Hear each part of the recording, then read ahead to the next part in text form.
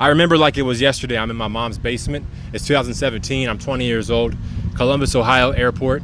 And before we go, I surprised my mom with the news that I'm buying a one-way ticket to see my mentor and live in Sacramento, California and achieve my dream. She doesn't understand it. No one really sees it. And in Jeremiah, it says, I know the plans I have for you to prosper you. And these are the things that I knew was called for me to do. So I picked up the phone. And the thing about that phone call is that there's an answer button and there's a decline button. And I was declining it for a hot minute. But the thing about this type of phone call is it doesn't stop ringing. There is no block. There is no do not call list. And so the phone call came so much that I just surrendered. And I said, bet, I'm gonna fly to this city and meet these people that I don't even know and explain to my friends in a way they can't even understand. And it's okay if I'm misunderstood right now because I have a mission. And this is when I learned about my true calling in life, which was to go out there in the world and do a hero's journey. And so that's exactly what I did. My mom was crying. And she said, Joel, where are you gonna stay at? She didn't know this, but I had stayed in a hostel in LA. And so I thought to myself, that wasn't so bad. You know, it's like 20 bucks, 30 bucks a night. And if I have enough money I can save up, I can probably make it for a while if I don't know a place to stay. Now, I was so afraid of running out of money that I didn't want to show that I was in this situation where I didn't quite have what I needed. So I'm at this hostel and it's racking up. And on the weekends, the prices are double. So instead of 25 or 30, it's 55 or 60 a night.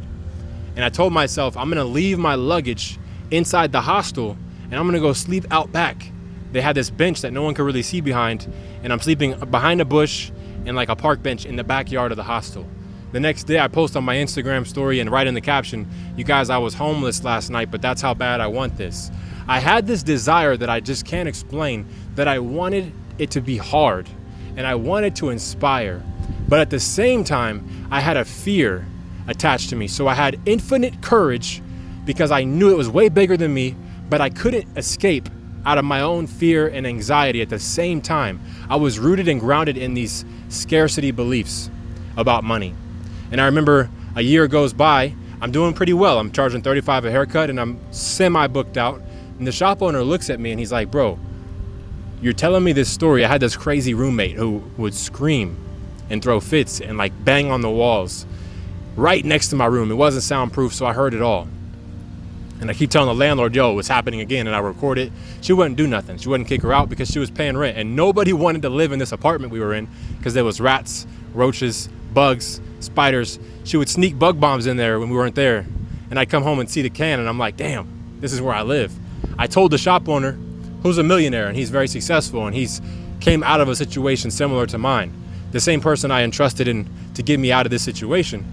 Yet I'm not really following by example.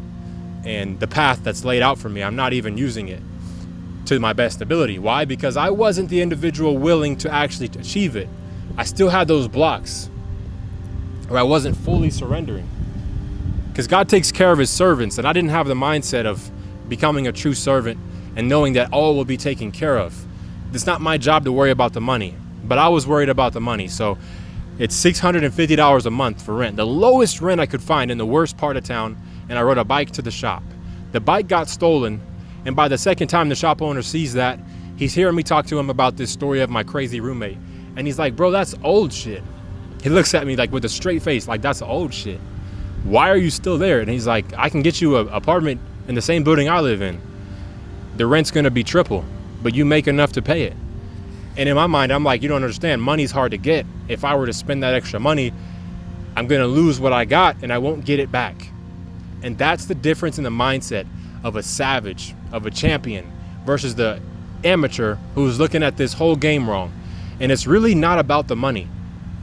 Even in the Bible it says, for the love of money is the root of all evil. And it's in 1 Timothy 6:10, where your treasure is, there your heart be also. And this reminds me of Solomon in the Bible. There's a quote where in Kings, Solomon is given an opportunity to ask for anything. And if I was to ask for anything, old me would have asked for a Mercedes-Benz, a hot girlfriend with curls and blue eyes, model, who was vegan because I was vegan.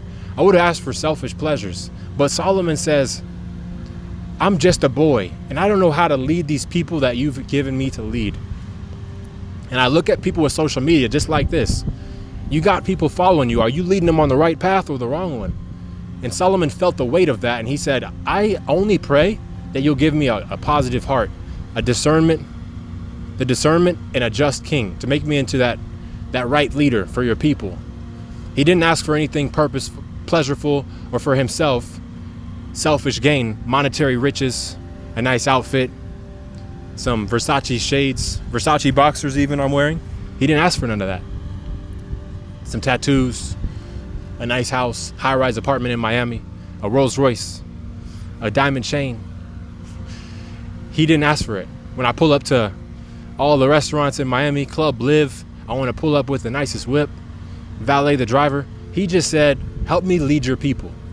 And if I would have had this mindset, man, it would have saved me. It would have took me out of that fearful scarcity mindset. And nowadays I see it with my students where they'll raise their prices. It's insane how this works. And there's a quote in this book, Outwitting the Devil. He says, nothing can stop me but the power of accurate thought. In this book, the devil represents negativity and fear, which I have tatted right here. And then God represents faith, positivity, optimism, abundance. And so the devil says, nothing can stop me except the power of accurate thought. People who think accurately do not drift on any subject. And this is the difference I want you guys to tap into. My student was ready to quit and give up at the weirdest time. Why do I say it was a weird time? Because he just raised his prices by $20 and it was going well. And I thought to myself, this is where he's going to step on the gas now. We always teach in the program, this is the time where you're going to have the most clients because everybody wants to get in before your price raise. So you're going to need to record every single haircut. So in case it does go down, you have an abundance of content. Fuck it, I'll post twice a day if I need to make sure I'm getting new clients. And instead, this student, I look at his Instagram and his TikTok and he stopped posting. I couldn't believe it. And I reflected back to my own journey and I realized this is just like me when I was scared to get out of that shitty apartment and step into the new apartment, the high-rise balcony that my mentor was telling me to get.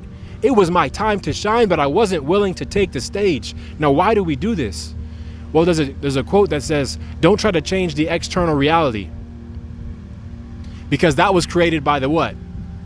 The man within, the mirror. Life's a mirror, it's not a window. So we're looking out the window saying, once I get my price raised, then I'll be confident. It's the opposite. It's the opposite. We have to see ourselves as this. Now, how do we do that? It's self-talk. When I moved that one-way ticket, I said, no one's willing to move across the country like me. My friends used to go to the movies. I said, no one's willing to skip the movie theater and instead just pull up to the haircut for $5 like me. No one stacks $10,000 in a shoebox off of literally $10 and $20 haircuts like me. I'm a legend. I'm 20 years old. I already stacked 10 bands and I'm moving across the country. I'm chasing my dreams and I'm going to show everybody what's possible. That was my self-talk. And so I turned from an anxious kid into a believer, into a leader. And these are the differences of self-conscious auto-suggestion for faith, which I got tatted here, or fear. The devil wants to keep you in that fear, and he's real sneaky. He literally will tell my students that it's smart for them to not post. We have editors that they can hire to edit their videos for them, so all they got to do is post, and they'll still find an excuse, but it's not them. I see right through it. I know that they know that what they're capable of, but they don't have the worth, the self-worth to achieve it. Why is that? Because they put their worth into once I get the result instead of I'm the man who attracts it. Let's go!